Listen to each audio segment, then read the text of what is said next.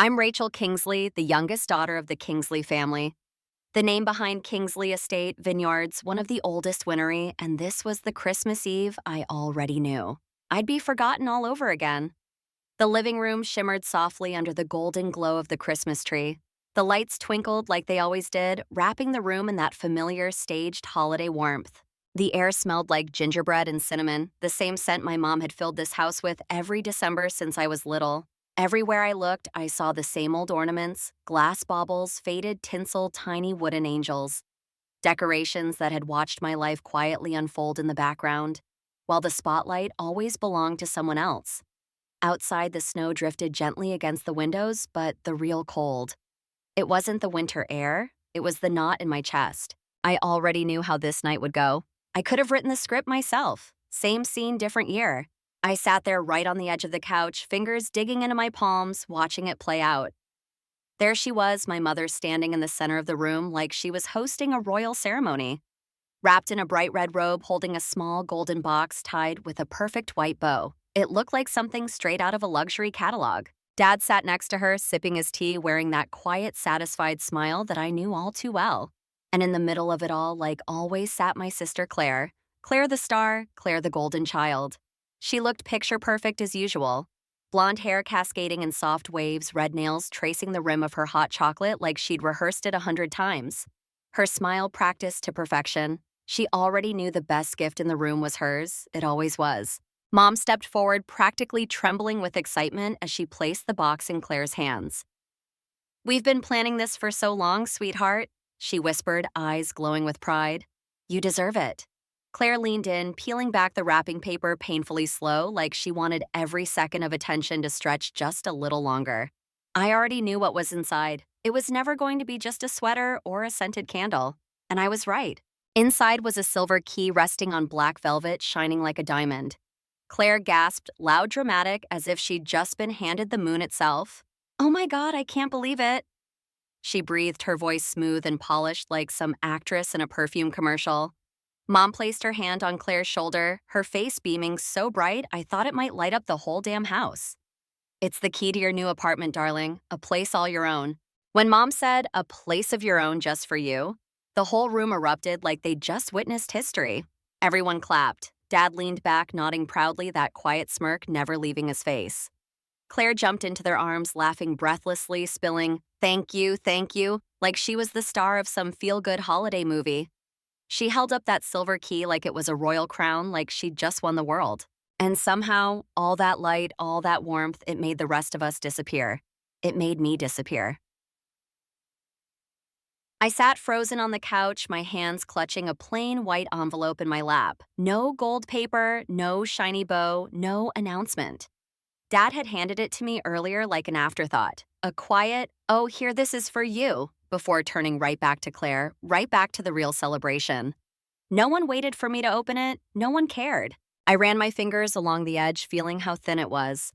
I didn't even bother to open it. I already knew it was probably a generic card, maybe a small check, just enough for them to say they hadn't forgotten me, but never enough to make me feel seen.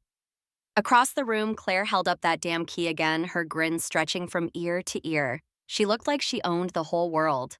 And I just sat there holding that useless envelope, gripping it so hard I thought the paper might tear in my hands. But it wasn't just about this Christmas. It was every Christmas, every birthday, every achievement. It was a lifetime of being the afterthought, the background character in my own family's story. I turned toward the window, watching the snow pile softly against the glass. I tried to block them out, their smiles, their laughter, their pride in her. But the memories came rushing back anyway. My 9th birthday, I spent the entire week dreaming about my little party. Nothing fancy, just a cake, some candles, and maybe one small gift, just something to make me feel special. But that morning, Mom smiled gently and said, "Claire has her big ballet rehearsal today. You understand, right? These opportunities don't come often." I nodded, swallowing back tears, pretending it didn't matter. So I baked my own cake. All by myself, I decorated it with shaky little chocolate flowers. And that night, I blew out the candles alone in the kitchen while the rest of the house buzzed about Claire's perfect pirouette. 8th grade science fair. I spent weeks building a wind turbine model. It was my proudest project. I won first place. I stood on that stage, clutching my certificate, scanning the crowd for my parents. But my seat empty. Later that night, I told Mom. She barely looked up from her phone. We had to take Claire to her audition. She mumbled like my biggest achievement was just inconvenient. I tucked that certificate in a drawer, and I never saw it again. Senior year, the scholarship. By then, I thought maybe if I worked hard enough, pushed myself far enough, did something so big they couldn't possibly ignore it, they'd finally see me. I thought if I worked hard enough, pushed myself further than they ever expected, maybe they'd finally have to see me differently. So I burned myself out studying until my vision blurred, signed up for every club, every project, chasing any chance to finally stand out. And somehow it worked. I earned a full-ride scholarship to one of the top business schools in the country, a dream I never fully believed I could reach. I still remember that moment. I walked into the living room holding the acceptance letter like it was a golden ticket, my hands shaking with excitement. I thought just this once they might look at me with pride, but Mom barely glanced at the paper before letting out a long, tired sigh. "At least you're good at something," she muttered like it was nothing more than a lucky accident. No hug, no smile, no celebration, just that same cold glance before she turned back to her show. And when Claire, months later, got accepted into a small art school no one had ever heard of, they threw her a party so big you'd think she'd won an Oscar. The house was full of neighbors, family friends, champagne toasts. I stood in the corner that night, invisible, watching them toast to her future while my own victory shrunk smaller and smaller until it felt like it had never even happened at all. I blinked back to the present sitting there on the edge of the couch, the holiday lights still glowing all around me, except none of it touched me. Claire was still glowing, still the center of their universe, still clutching that key like she was holding the crown jewels. I let the envelope slip from my hands, falling weightlessly into my lap. It was nothing, just like me. Those memories weren't random moments, they were evidence. Proof of what I had tried to deny for too long. Claire was their pride. I was just there, background noise, a shadow they didn't even notice. But that night, something shifted. I felt it like a spark deep in my chest, small but burning. A quiet voice reminding me that shadows don't need the light to exist. This year, I wouldn't let them dim me again. This year, I was taking back what was mine. 2 weeks after Christmas, when the decorations were packed away and the world felt dull and ordinary again, my phone rang. The sound startled me in the silence of my tiny apartment. I almost didn't answer, but I did. Mom's voice was soft, almost forced, like she was trying too hard to sound warm but couldn't quite pull it off. "Rachel, your dad hurt his back cleaning out the garage. Can you come home and help him for a few days?" I nearly said no. God, I wanted to say no. The sting of that envelope still burned in my chest. The weight of yet another year of being the forgotten daughter still felt fresh. But something told me to go, not out of love, not out of guilt, out of curiosity, because in my family, no phone call ever came without a price. I told her I'd come. My voice flat-guarded. That afternoon, I drove back to the house I had once called home, feeling like a stranger stepping into someone else's life. Everything was exactly the same. Too perfect, too staged, the cushions perfectly arranged, the coffee table spotless, the walls, a shrine to Claire, pictures of her ballet recitals, her school plays, her graduation, all framed in gold, all displayed like priceless art. And me?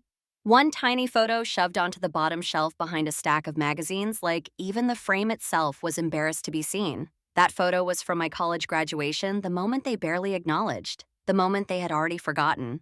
Dad was sitting in his chair, rubbing his back face tight with discomfort as he slowly leaned forward. "Can you help me move some boxes in the garage?" he asked, not even looking up, like I was just another hired hand passing through. No greeting, no thanks, no warmth, just another task, another expectation. I nodded, biting down on the lump in my throat, swallowing every word I wanted to say. If this was how they saw me, someone who Augusta deserved to step aside while they handed everything to Claire, fine. I'd play the part one last time, but this time it was for me, for closure, for something I couldn't even name yet. I spent the next hour sorting through dusty old boxes, my fingers brushing over forgotten tools and broken decorations. And that's when I saw it, a door I'd never seen open before, Dad's office door. It had always been locked with a code only he knew, sealed tight like some kind of vault. But tonight it wasn't locked. It hung slightly ajar, a crack of lamplight cutting through the darkness like a whisper daring me to come closer. I froze. Every instinct screamed at me to turn back to leave it alone. But something stronger pulled me forward. Maybe it was anger. Maybe it was that quiet part of me that had finally had enough. My feet moved on their own. I pushed the door open. The office was as perfect as always. Every folder labeled, every pen lined up, but the air felt different, heavy electric, like the room itself was holding its breath. And then I saw it, Dad's safe. Always locked, always off limits. Except tonight, it wasn't. The door was slightly open, like someone had forgotten to close it all the way. My heart pounded as I reached for it, my hands trembling. I knew I shouldn't. I knew this could blow everything up. But I'd lived my whole life in the dark. I wasn't turning back now. Inside, rows of documents were stacked neatly. Deeds, bank records, contracts, and right there at the very front, a large envelope marked in shaky handwriting, "Open only if I die." I shouldn't have opened it, but I did. My hands shook as I pulled out the papers, scanning page after page. My name was everywhere. Property titles, loan agreements, mortgages. And then I saw it, an apartment deed in my name purchased 5 years ago. I'd never even heard of it. The deeper I read, the worse it got. Loan after loan taken out using my name. My forged signature scrawled across every page. My stomach turned to ice when I saw the biggest one, a massive loan from 3 years ago. A loan they'd used to fund Claire's doomed fashion line, the one they'd bragged about like it was her big break. All of it built on me, on my stolen identity. They'd used me, turned me into their financial safety net, signed away my future without a second of guilt, without even telling me. I stared at the papers, my hands shaking so hard I thought I might rip them in half. This wasn't favoritism, this was fraud. Betrayal on a level I couldn't even process. Years of being overlooked, erased, dismissed. And now this. I closed my eyes, forcing myself to breathe to stop the rage from swallowing me whole. They thought I'd stay quiet, the forgotten daughter who never fought back. They were wrong, so wrong. I gathered every document, every signature, and spread them across my kitchen table that night, staring at the wreckage of what they'd done. And in that moment, I knew one thing for sure. I was done letting them win. My eyes burned from hours of reading, but I couldn't stop. I wasn't an expert in finance, but even I could see the disaster laid out in front of me. They had turned my name into their personal ATM. I needed help, someone who knew how to pull apart this mess and tell me exactly how deep I was in.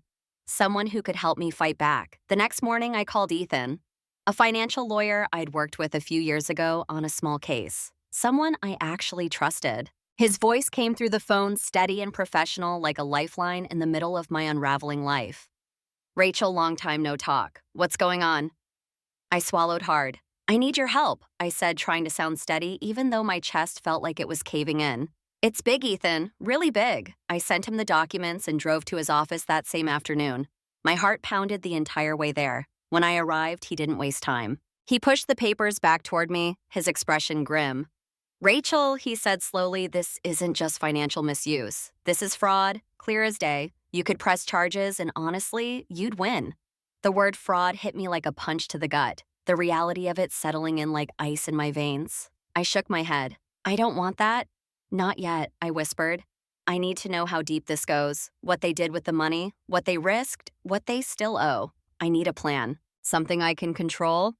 Ethan leaned back in his chair, tapping his pen against his notebook. After days of digging, he came back with news that knocked the air out of my lungs. The lake house, the so-called Kingsley family treasure. The place my parents spent every summer bragging about to their friends. The place Claire and my parents escaped to every year without ever inviting me. They'd mortgaged it 3 years ago, used it as collateral to fund Claire's failed fashion business. And now they were months behind on payments. The bank had taken it and it was scheduled for auction. Their precious lake house, their status, their legacy, slipping through their fingers. A slow, steady smile spread across my face as the pieces fell into place. I didn't need to scream or beg for justice. I didn't need their apology. I had a better plan, one they would never see coming. I was going to buy that house. Ethan and I came up with a strategy. We'd use an investment firm he trusted to buy it at auction, keeping my name completely hidden. No paper trail, no warning, nothing they could trace back to me. The deal closed faster than I expected. Within weeks, the house was mine. Legally, quietly, undeniably mine. I didn't tell them. I waited. I watched as Mom started calling friends, begging for help. I heard Claire's angry voicemails, blaming them for ruining her life. I let them scramble. I let them fall apart. And I waited for the perfect moment to end the game. Christmas came again. Same lights, same tree, same fake warmth. Claire sat in her usual spot, swirling a glass of wine, waiting for her next special moment. And right on cue, Mom walked in holding another silver-wrapped box. Her face glowed with pride. "Sweetheart, this is just for you," she whispered. Claire tore into the box, pulling out another key, this one tied with a velvet ribbon. "A new apartment." Mom announced, her voice shaking with excitement. "Right in the city. Modern, elegant. You deserve it, darling." Claire laughed, hugging them both, her eyes flicking to me just long enough to smirk, like she was reminding me where I stood. Where I always stood. I clenched my fists in my coat pockets, digging my nails into my palms to keep myself steady. They hadn't changed. But tonight, I had. When the room finally quieted down, I stood up, pulling a plain white box from my bag. No wrapping, no ribbon, just a box.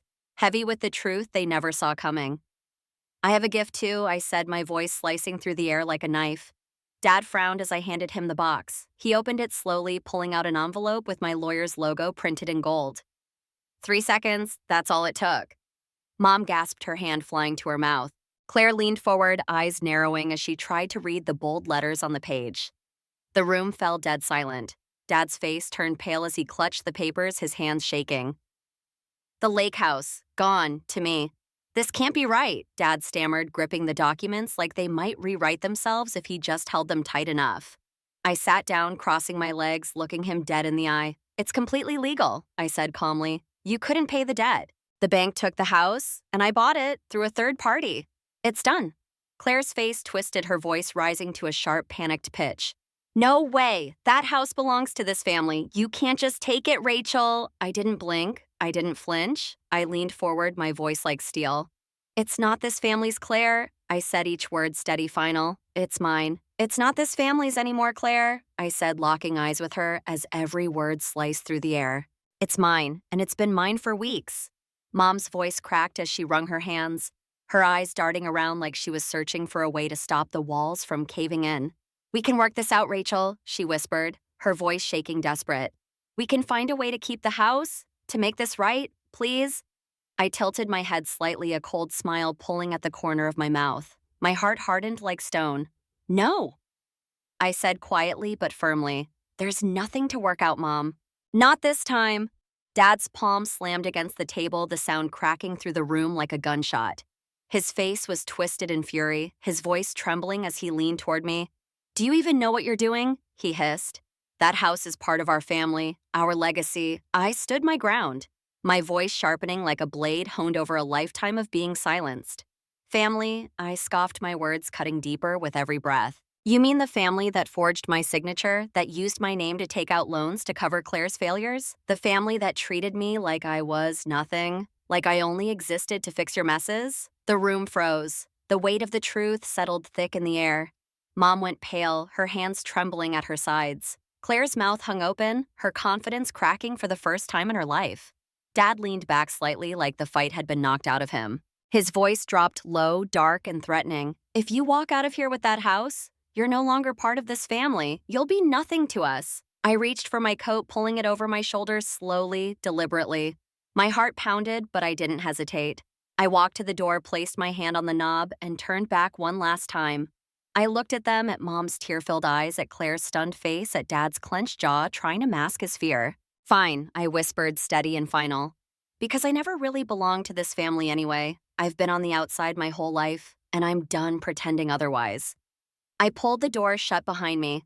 The sound echoed through the cold night air like the period on the end of a sentence I had waited my entire life to write.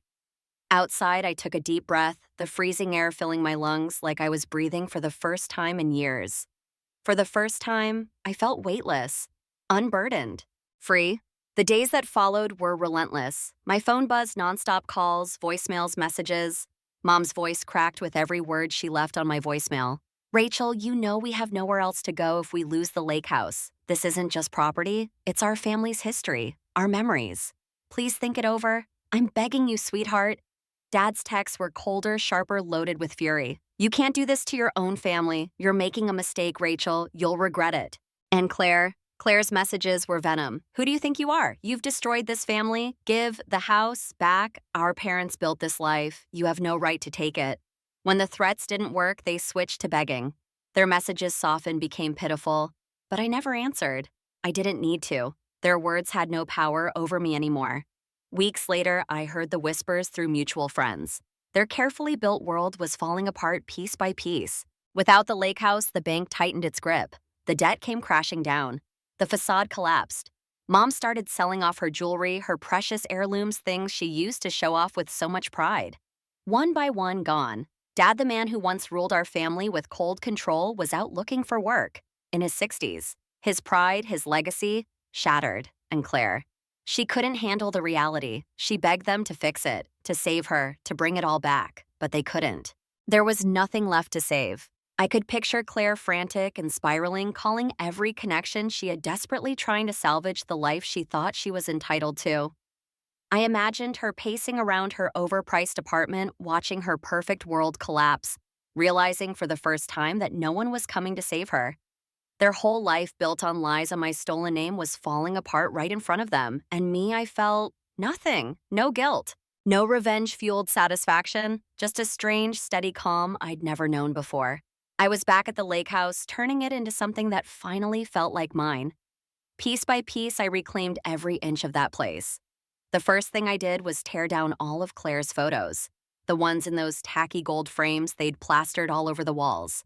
Their absence didn't leave the house empty, it made it breathe again. I painted over every beige, lifeless wall with colors that felt like me. Warm, deep colors that made the house feel alive, not like a showroom. I picked furniture that felt like home, soft, inviting, not chosen to impress guests or scream status. I replaced every rug, every curtain, every single trace of them. I erased their legacy from these walls and wrote my own. Every morning, I sat by the window with a cup of coffee watching the lake.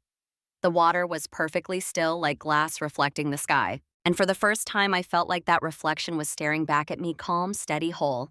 The birds outside sang their quiet, simple songs, and I actually heard them. Not through the noise of expectations or criticism, just peace. No more dinners where I sat in the shadows while Claire soaked up the light. No more shrinking myself to make room for her. No more waiting for them to finally love me the way I deserved. They had lost me a long time ago. They just never noticed. And I was done chasing their approval, done hoping for love from people who never knew how to give it. One afternoon, I walked along the edge of the lake. The air was crisp, the wind curling through my hair. My phone buzzed in my pocket. An unknown number lit up the screen. For just a moment, I felt that old ache, that tiny flicker of hope. Maybe it was them. Maybe they were finally ready to say the words I had waited my whole life to hear. But I didn't answer. I let it ring. I let it fade into the sound of leaves rustling, the water lapping softly at the shore. Because I didn't need to know who it was. I didn't need their excuses, their begging, their fake promises. That chapter was over, and they couldn't touch me anymore. They couldn't dim the light I'd finally found for myself. This story, it isn't about revenge. It isn't even about betrayal, though God knows there was enough of that. It's about something bigger. It's about reclaiming yourself. About finding the courage to walk away from people who never saw your worth. People who never deserved the heart you gave so freely. We waste years chasing love validation approval from people who were never capable of giving it. We wait for them to change, to wake up, to apologize. But real freedom, it doesn't come from their guilt. It doesn't come from making them pay. And it sure as hell doesn't come from finally winning their love. Freedom comes when you stop waiting. When you choose yourself, when you let go of who you were trying to be for them, and start building a life that's yours, because you are already enough. You've always been enough. I didn't just take back a house. I took back me. She took back her life. She took back her voice. She took back her power. And in doing so, she found a kind of freedom no one could ever take from her again. What about you? What do you think of Rachel's journey? Was she right to take back what was hers and finally walk away from a family that never truly saw her? A family that used her name without a second thought. Let me know in the comments, and don't forget to follow for more real stories of strength, self-worth, and the courage to choose yourself. Because sometimes walking away is the bravest thing you'll ever do.